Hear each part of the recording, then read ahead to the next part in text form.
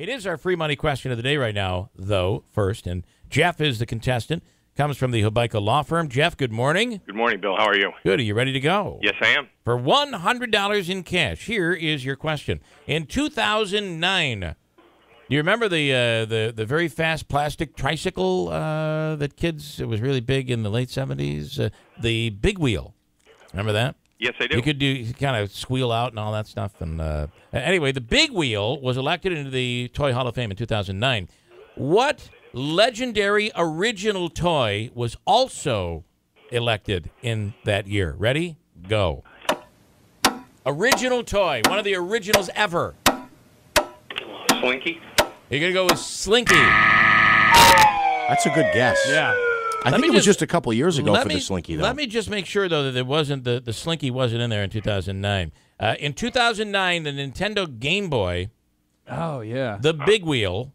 But what can you think of an original toy? Something original, like from the beginning. Like the hula hoop. Great guess. That. Great guess. The answer is the ball. The ball? The ball. Can you believe that? Yeah. I can't believe it was 2009. It took that long. That long, right? Yeah. It should have been like the first thing to be inducted. You would Crazy. think. All right, listen, Jeff, we're going to give you dinner for two. Stephanie will hook you up, all right? Thank you very much, Bill. Have a great day. Thank you. You too. Enjoy the weekend.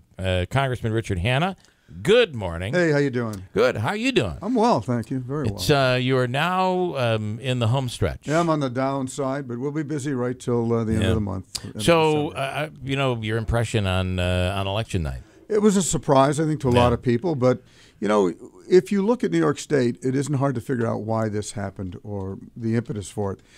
You got a state that's on a decline where government bureaucracies are out of control. Yeah. People feel like they don't have control of their lives. Their real incomes are down. I get all of that. I hope that that President Trump has some solutions. We'll watch how he builds out his cabinet and who he hires. And I think that's why, frankly, Cuomo's so vulnerable. Right. People are tired of working hard to pay other people's bills and feeling like victims and not getting ahead and watching their children leave. Those are the things. And Obamacare is a nightmare. Yeah. Do you think? Obviously, I mean, you're in Congress, so you would know if Trump were to come in and just say, "I'm abolishing Obamacare. That's it," without a replacement, there'd be a real problem. And there should be. I mean, there's 20 million people relying on that in one way or another. Right. Badly flawed, badly designed. You've seen executive order after executive order to try to prop it up and fix it. And now we see the price of health care going up for some people 20, 30, 40, even 50%. Yeah. So clearly it's broken, but also in 6 years we've got millions of people who rely on it. So we need a health care system that's affordable and accessible, that doesn't exclude people for pre-existing conditions and a whole series of other things. This wasn't it. Yeah. And, my hope is that it's just not draconian, that they get out there and they thoughtfully deal with this, because we voted against Obamacare some 60 times. Mm-hmm. Right? Yeah. But never, and they would argue this, but I'll defend it, have they come up with a solution that replaces it in a thoughtful way. It's been a lot of demagoguery. Right. And again, it's a real part of our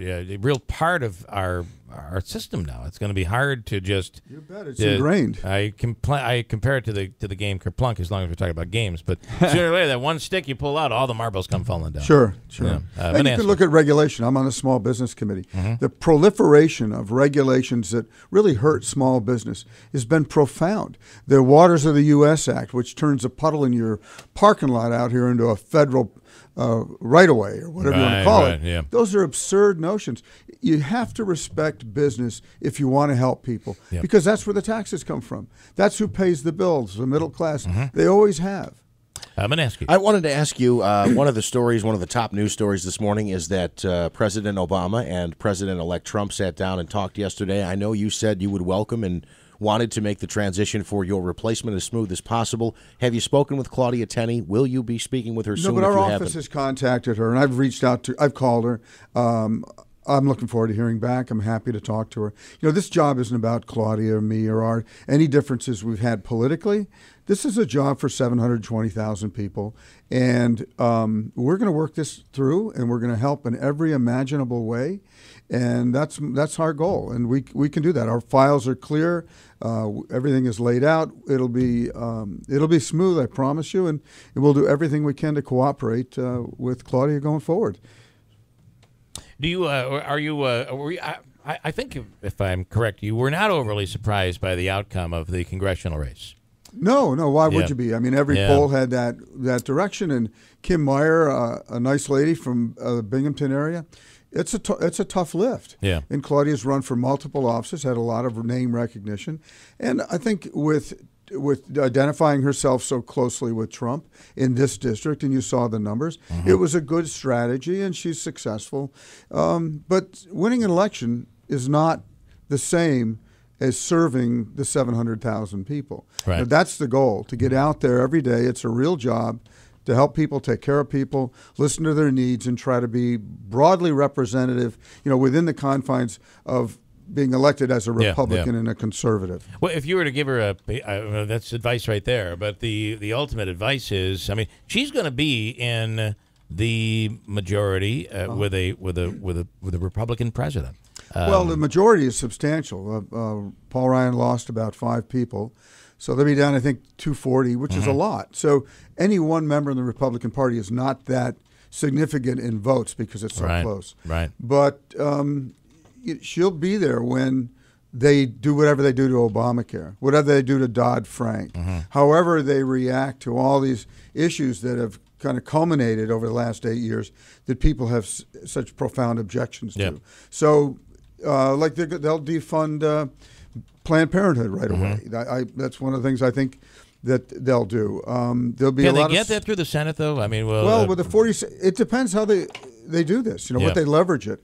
My hope, of course, is that they cannot. Right. But that'll be a big push. I know these men. I've worked with them. I get along with them. That is a priority for them, and I realize it's a big priority for a lot of people.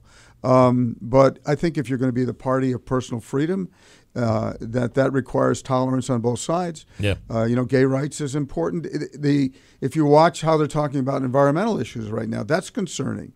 They're completely denying the existence of global warming. Well, the problem is they've put it out of balance. I mean, we've wrecked our economy in certain places in this country based on the harmful effects of dealing with it. Right.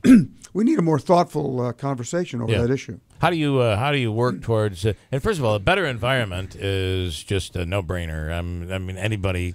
Well, it's hard to go could around you be the world against and find somebody who doesn't support the notion of global climate change and that we should participate. But how can you do that without destroying businesses? That would be the thoughtful way to Well, you don't do it overnight, right? Forward, you don't do it with a whole lot of government subsidies for things that don't.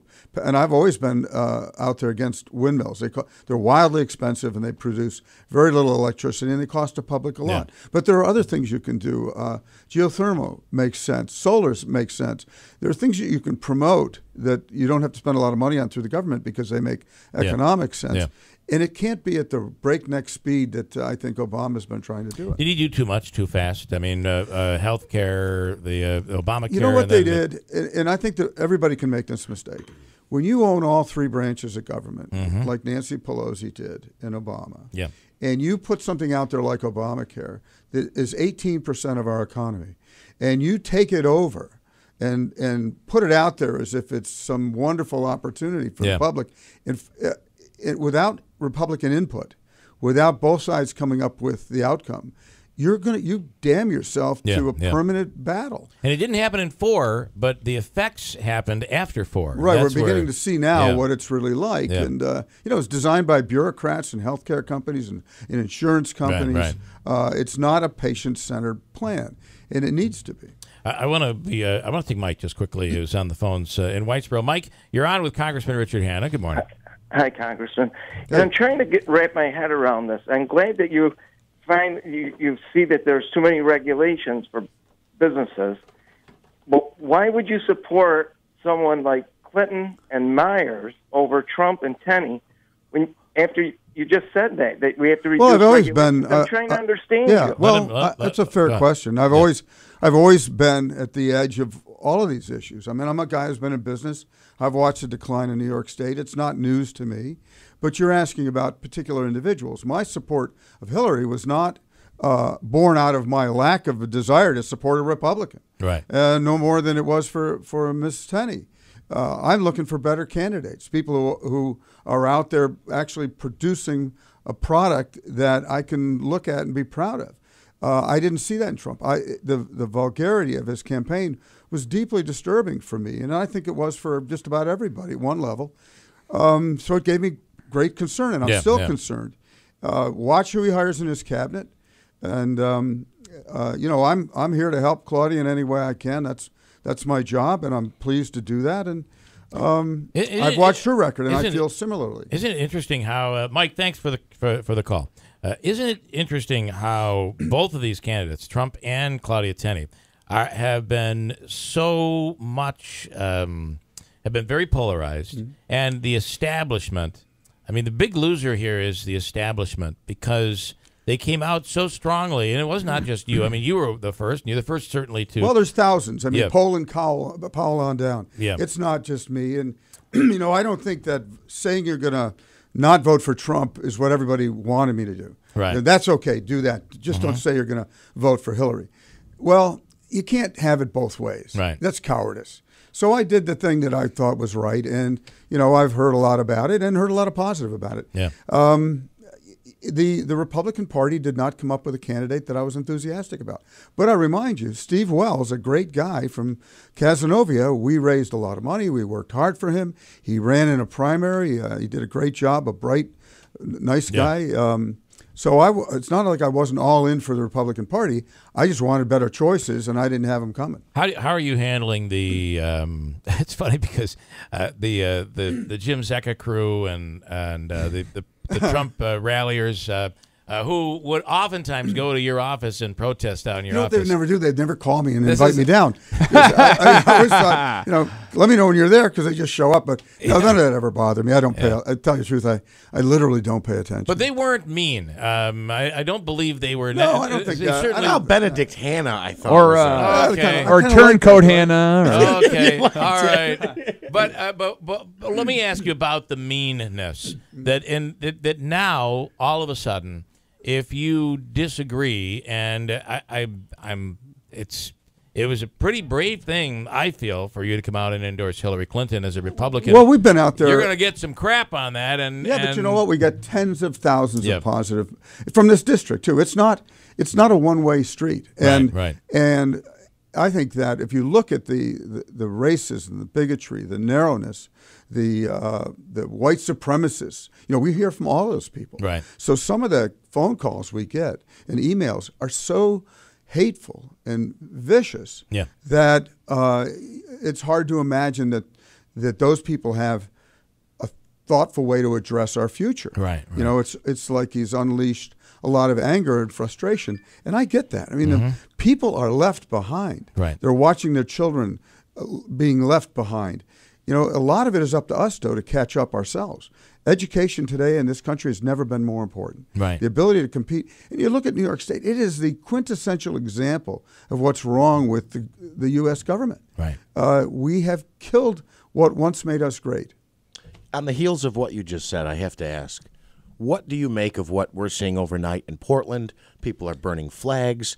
There was allegedly a white guy at an intersection who it was assumed he was a white guy, so he voted for Trump, and they really beat the crap out of him. I think what you said, a lot of people feel the same way. They were disappointed in the rhetoric coming from Trump. Now, on the other side, these people who claim to be Clinton supporters are really doing some disgusting things themselves. Yeah, sure. And that's the way our democracy works. People have a right to get out there and protest. Clearly, they were shut down last night in Portland. As they should be. They should be. Yeah, if they're rioting, that's... You can't make an excuse for them any more than you can make an excuse for the other side. What we need is civil disobedience, but we also need civil conversation. We need to be able to understand we're one nation. We're more divided today, I think, than we were a week ago. And how do we move forward? How do we build that country together? And how do we respect all the different attitudes in this country? You know, there are people going on the cabinet that I understand that Trump is hiring that are going to change the whole nature of immigration in this country. You may like it, you may not. Right. But to do it writ large and leave out the notion that we are a nation of immigrants, scratch anybody here. Right. You know, you got to have respect for the minority, and you always worry about the tyranny of the majority. How does the majority, who can do what it wants, handle that opportunity to make legislation? If they do it wisely, unlike Obamacare, right. If it's broad and collective and thoughtful and inclusive, you have a shot at building a better society. It is. It's a time where, but when you talk about the majority. The majority has never been so, with such a slim margin as it has been in the last decade, really. It is split basically right down the middle. Hillary won the popular vote. She wins the popular vote. So one would think the only way to keep everybody happy is to somehow come back to the middle. But instead, we're either going far left or far right. And you know what? Hillary made a big mistake. First of all, the people that I know that support Trump, they're not despicable. They're scared. They're deplorable, anxious. Yeah. They're deplorable. That she used Right. that was. I cringed when I heard her say that. You know, and yet I knew what she meant. I mean, the insults, the words, the language they use against her, it wasn't kind. It wasn't civil. But having said that, the people that I know that support Trump are hardworking folks that are deeply concerned and disappointed, and he gave them a way to react to that they've never had. So, you know, that's not surprising. My complaint is that, okay, fine, we're angry, but what are the solutions? How do we fix this?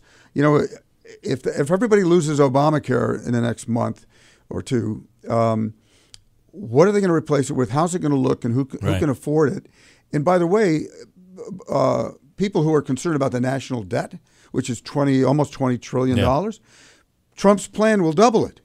So if it's only anger and not solutions, what have you really accomplished? So I think we need to get behind this president. I don't think that we need to. There's anything else we can do or should do, and find Be optimistic. solutions. Yeah, I mean, we're one country, one people, and we're all Americans. We need to help each other rise up equally throughout this country.